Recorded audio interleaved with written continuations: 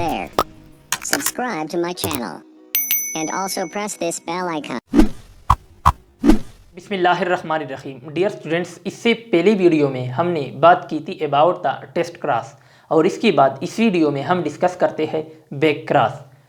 Test cross जो था उसको हम क्रॉस कर रहे थे, टेस्ट कर रहे थे to check the genotype of an individual.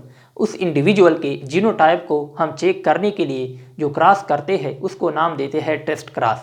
और बैक क्रॉस जो होता है वो किसी ऑर्गेनिज्म का जो ब्रीडिंग होता है उसको इम्प्रूव करने के लिए एक क्रॉस होता है, यानी टू इम्प्रूव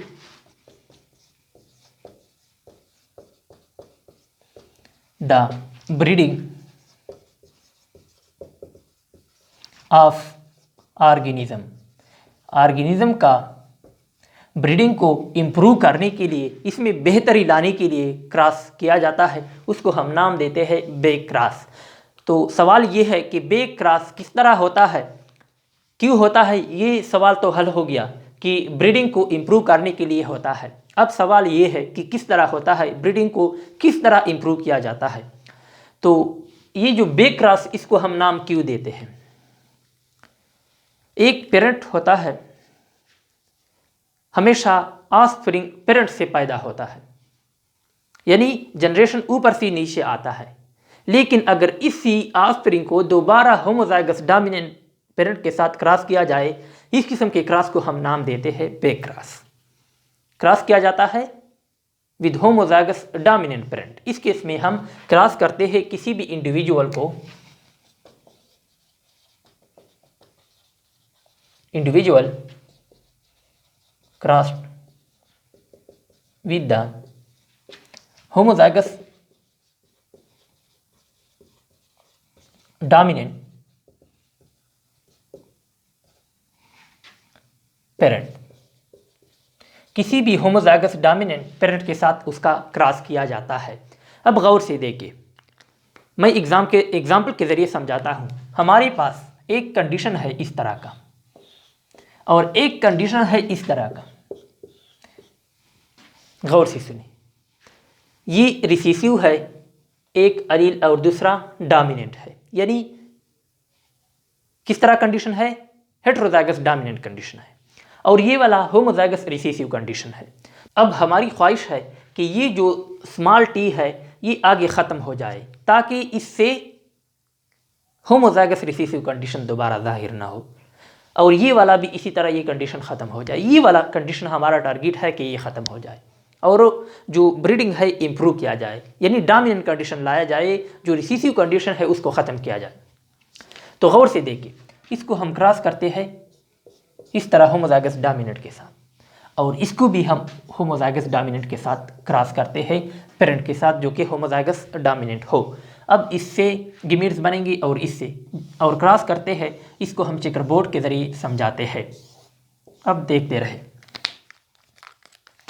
ये वाला कैपिटल टी स्मॉल टी और ये दो T capital T capital T. अब देखिए, capital T capital T capital T small T capital T capital T capital T small T. हमारे पास कोई भी रिसेसिव कंडीशन नहीं है, होमोजाइगस रिसेसिव कंडीशन हमारे पास यहाँ पर नहीं है। हाँ, हेटेरोजाइगस कंडीशन है लेकिन होमोजाइगस कंडीशन यहाँ पर नहीं है। इसको देखते हैं, यहाँ से भी ये सी, इससे भी गिमिट्स बन जाएंगे और इससे भी गिमिट्स बन जाएंगे। चेकर बोर्ड के जरिए समझाते हैं। Small T capital T capital T.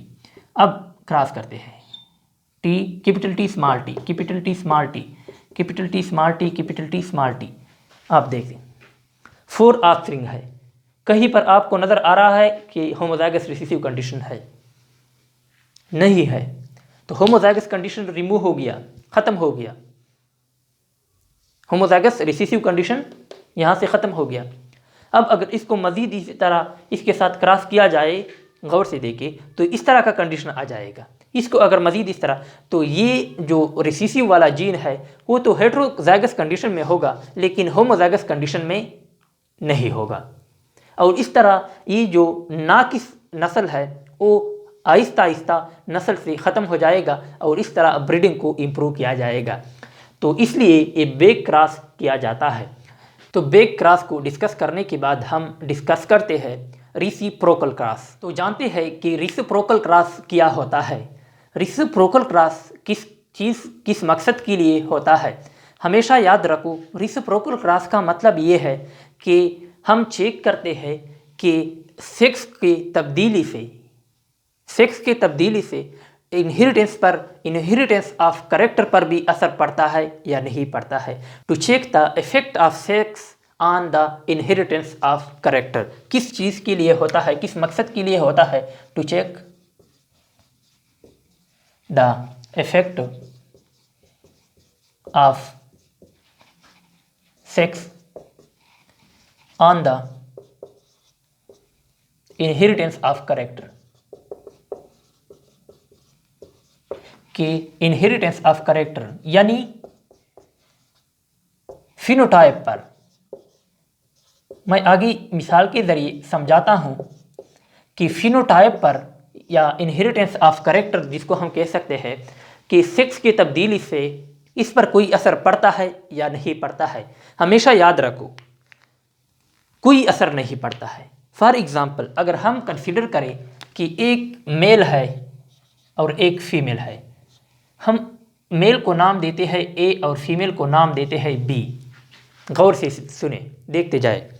अब इसका जो जीन है वो कैपिटल ए से हम यहाँ पर रिप्रेजेंट करते हैं और इसका बी से रिप्रेजेंट करते हैं। अब यहाँ पर गिमिट्स बनेंगे ए और यहाँ पर भी बी।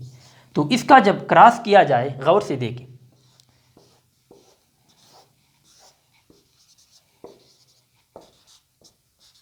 तो हमारे पास जो ऑफस्प्रिंग होता है वो किस तरह होगा। सारे के सारे ए बी।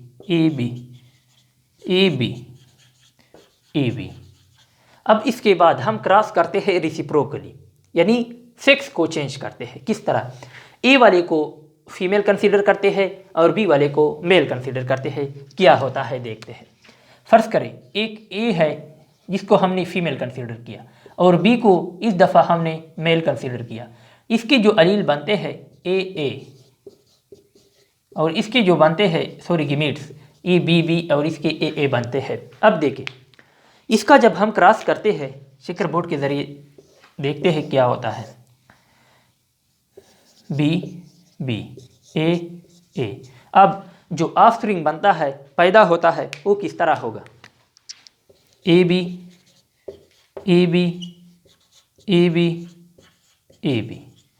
तो यहाँ पर जो 4 ऑफस्प्रिंग है इसका जीनोटाइप और यहाँ पर जो 4 ऑफस्प्रिंग है इसका जीनोटाइप सेम है या नहीं है, या कोई डिफरेंस है इसमें। नहीं है, बिल्कुल सेम है। यहाँ वाले सारे के सारे 4 जो है ये ए बी है इसका जीनोटाइप और इसका जीनोटाइप भी ए बी है। तो इससे साबित होता है कि सेक्स को रेसिप्रोकली क्रॉस करने से कोई असर नहीं पड़ता है। फॉर एग्जांपल, अगर किसी मेल का जो टॉलनेस वाला जीन हो वो इस तरह हो और फीमेल का इस तरह हो, तो अब इससे जो इंडिविजुअल पैदा होंगे, गौर से देखें। और अगर अब इस दफ़ा एक इस तरह, ये फीमेल हमने पहले लिया था, अब अगर इसको हम मेल ले लें और इसको फीमेल ले लें, तो अब इससे जो इंडिविजुअल पैदा होंगे ये बिल्कुल सेम होंगे। इसका जीनोटाइप सेम होगा क्योंकि रेसिप्रोकल क्रॉस से कोई फ़र्क नहीं पड़ता है। अगर सेक्स का चेंज किया जाए, सेक्स को तब्दील किया जाए, इससे कोई फ़र्क नहीं पड़ता है।